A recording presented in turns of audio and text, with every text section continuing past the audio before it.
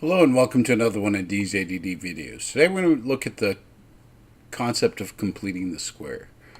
Just a brief overview of the steps and when to use.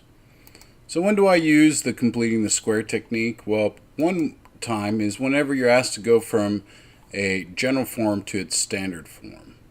And we see this originally, typically this is how we will see our quadratic functions. Sometimes it might benefit us to put it in this form. Okay, and in order to do that, you're going to need to complete the square. Another time is if you're asked to find the roots or zeros, the x-intercepts. If you set this equal to 0, you could also complete the square to solve, or you could use the quadratic function.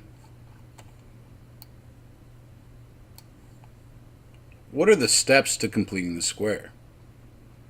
Well, the first thing you got to do is you got to make sure a is a 1. The coefficient of x squared is a 1. If it's not a 1, what you're going to do is you're going to factor out whatever a is out of just the first two terms. We're going to set the plus c off to the side a little bit and then just factor it out of the first two terms. Next, what we're going to do is we're going to take half of b and square it. This is the initial step that we need to create a PTS, or a perfect trinomial square. That's the whole point. The reason we do that is so that we can take that PTS and convert it into this x minus k squared, this binomial squared. Because we added a term in order to create that PTS, there's going to be some other term added right here in between the plus c and whatever we have in front of it.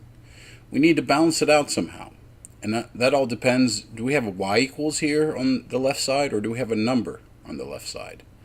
If we have a y equals, then what we need to do to balance it is we need to do the opposite of whatever we did initially. So if we added a 7, we would subtract a 7. If we added a 5 halves, we need to subtract the 5 halves. Now be careful, whenever that coefficient is not 1 and we factor something out, we will have to multiply whatever we add by times whatever is in front of the parentheses. We will look at that in one of the example videos. Make sure you look out for that detail. Now if I have a numerical value here, I'm finding x-intercepts or roots, then I can just, whatever I do to one side, I do the same thing to the other side.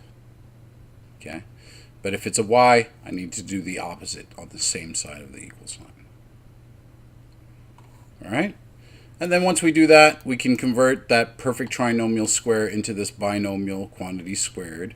It'll always be the square root of the first term, and then this minus k will be what you get whenever you take half of b.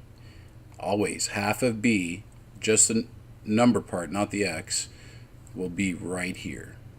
Alright? And that's it pretty much for completing the square.